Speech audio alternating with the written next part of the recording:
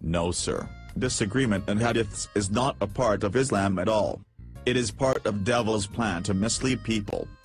What are you saying? Do you think hadiths are written by devil?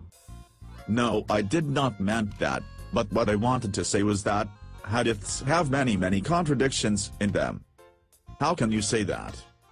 Because I have read hadith books and they are full of contradiction and injunctions opposite of the Quran.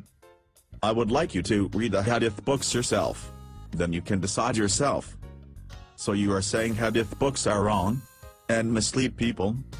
Yes sir, because they contain many absurd hadiths also which I can never believe that a prophet could have said or done.